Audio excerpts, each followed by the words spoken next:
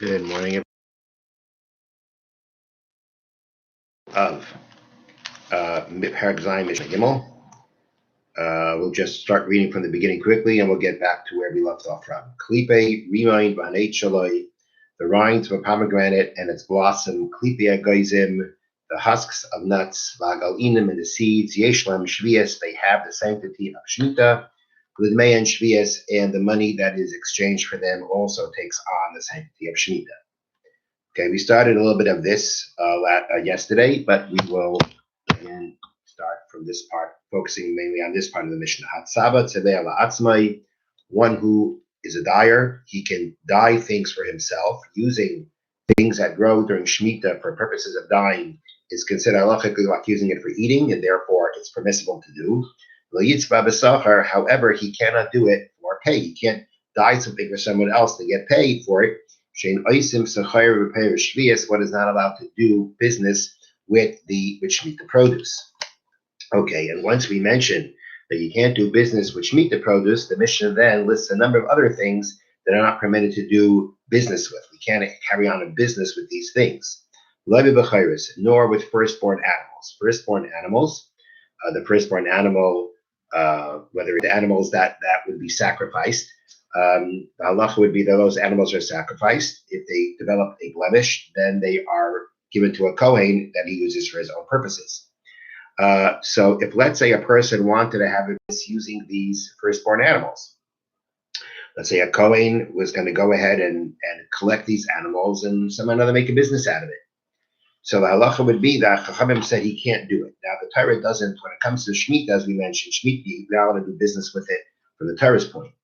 This is rabbinic. From the actual halacha, there would be nothing wrong with selling a firstborn animal once it gets a blemish. However, the Chacham, the sages, were concerned that if you leave these animals around, you may come to use these animals in a forbidden way, because even though they aren't sacrificed, nonetheless, you can't use them for work, you can't shear them, and if you leave them around, we're afraid you may come to do that. And therefore, the sages said, no dealing, no dealing, so to speak, no having a business of basically holding on to firstborns to go ahead and to sell them. Nor can a person have a business with truma. Now, the Mishnah is clearly talking about, or at least, it's clearly talking about a case of, let's say, a non-Kohen. Now, truma belongs to a Kohen. What would a non-Kohen be doing, carrying on a business with truma? But it could very well be that his business would be to kind of be a middleman between Kohanim. You have a Kohen who has a lot of truma, and now he's going to go ahead, or he has truma, and the Jew comes and buys the truma off of him to go ahead and sell it to another Kohen. He's kind of a middleman. They want to carry on that kind of a business. And the halacha in the Mishnah say, no, you can't do that, because if you're carrying on a business with truma, that means you're storing truma, and if you store truma, we're afraid you may come to eat it, and therefore the Chachamim said you can't do it. There's an interesting discussion brought down here in the Yad Avram. How about a Kohen? What if a Kohen wants to have a business selling truma? He gathers truma, which is his own truma, and he decides to sell it. But would he be able to carry on a business of selling truma? So they bring down one opinion here that basically it's kind of a question. One argument would be to say that the Kohen would be able to store truma to sell it, because if he eats it, it's not a problem.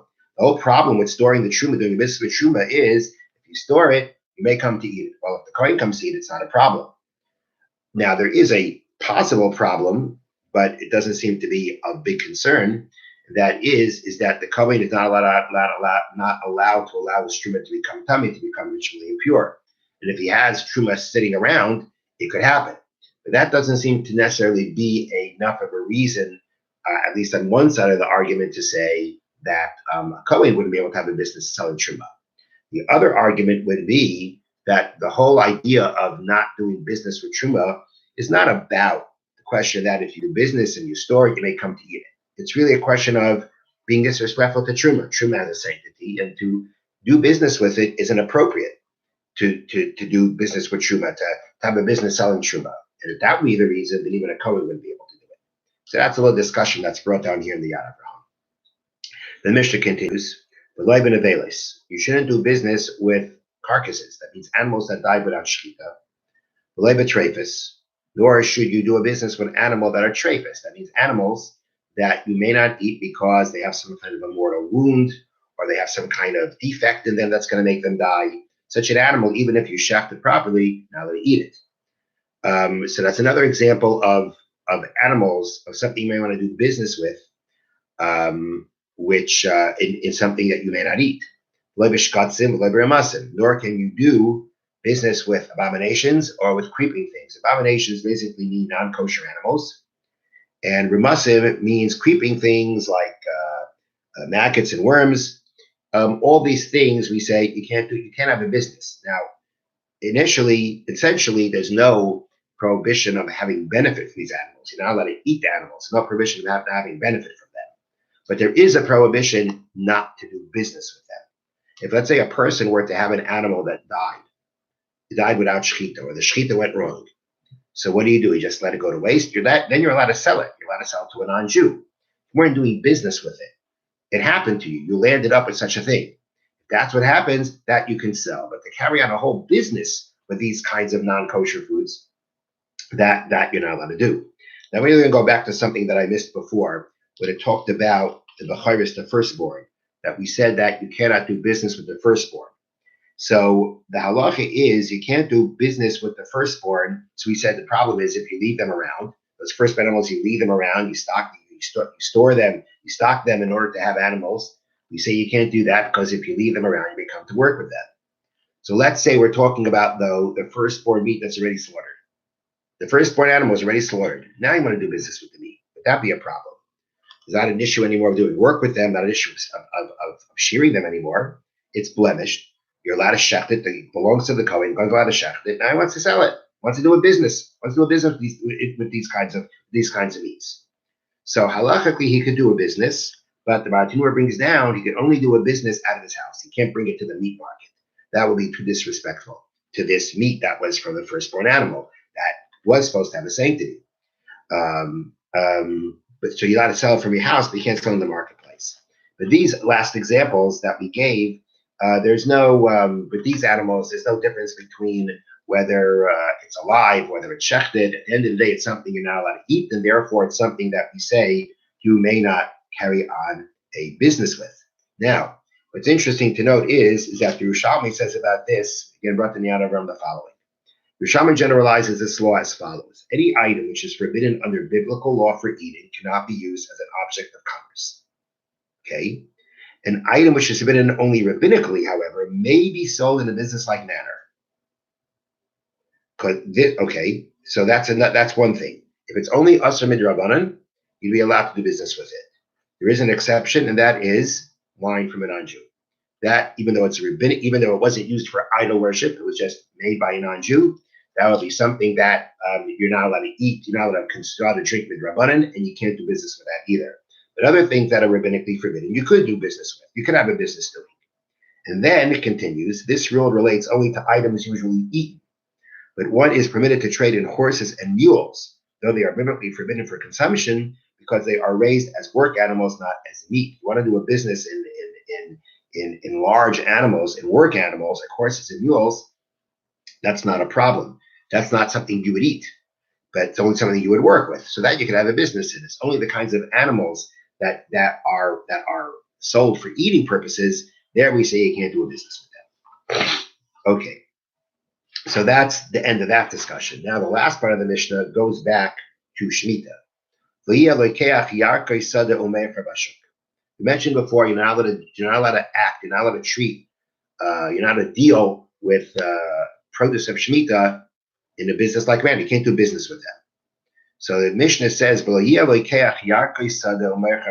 you cannot take field vegetables. We'll explain what that term means, but you're not allowed to take field vegetables and sell them in the marketplace. Meaning, if you pick them and then you go sell them, then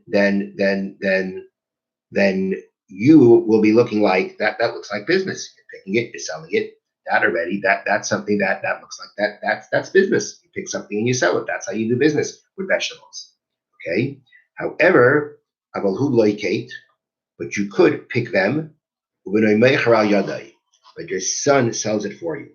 Meaning, essentially, we say If you pick it and somebody else sells it, then it doesn't look like business. That's not the way you do business. You don't do business by picking for someone else to sell. If you're picking the actual vegetable, you would be the one selling it. You'd be the one doing it. Now that you're not doing it in a business-like manner, you could actually pick it and have somebody else sell it for you, even if it's your own son. The fact that it's your own son selling it doesn't, the Mishnah says, isn't considered like you are doing it. And therefore, since you are not doing this in a business-like manner, it's not called doing business, and therefore be permissible to do. And the Mishnah concludes, Lokach la'atzmai v'haisir muter l'machran. Another example of when you could go ahead and sell, when you yourself picked it, is if, let's say, you took it for yourself. You picked it for yourself. You picked it to eat. You didn't pick it for business. You didn't pick it to sell it. You picked it to eat. And now, now you have leftover. You don't need this much. Then you're allowed to go ahead and sell. Since when you went ahead and you took this produce for the purposes of eating, just like you had leftover, then we say you're allowed to go ahead and sell it. That's not business-like. That's not the way you do business. Happens to be what you had left over. Since you're not doing it in a manner of business, then you'll be able to go ahead and sell it. However, it should be remembered that at the end of the day, the money that is used to be exchanged for this, you have the Shemitah purpose, and the sanctity of Shemitah. You have permission to sell it in this manner, fine. The money that you get takes on the sanctity of Shemitah. That's just something to remember. Okay. You see the Sefer Mitzvahs. This is Mitzvah Samaches 68 in the Sefer Mitzvahs of the HaMitzvot. Mitzvahs asay lahashiv gazei l'asher gazal. Positive commandment to return an object that you stole.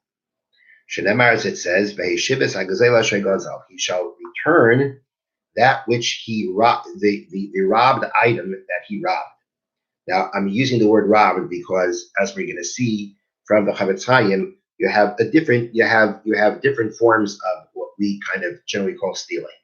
There's gazela, which they translate as robbing, which means you actually openly go over to a person and take his object. Geneva, which we use in a generic form, actually in the Torah, when the word Geneva is used, it means when you're a thief. That means you broke into someone's house, you stole something without his knowledge. So the pasuk is talking about where you robbed someone, you openly took something from someone.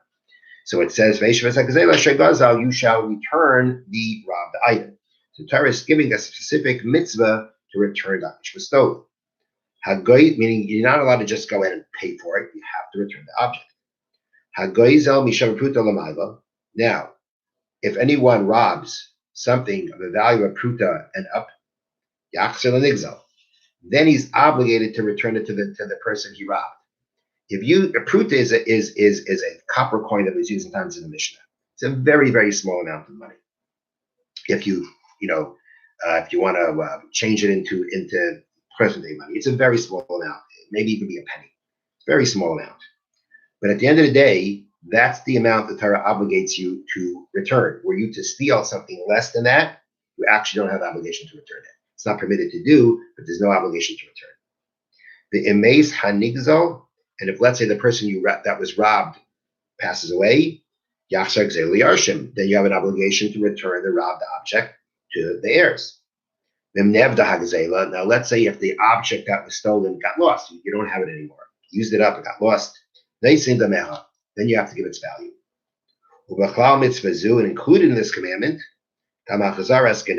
is returning a object that you were a ganef, an object that you stole from someone, that you acted as a thief, meaning you acted not again, you took it secretly from them. The ainah means any kind of money that you swindled, that you cheated someone from, those are also included in this commandment of returning the object that had been robbed.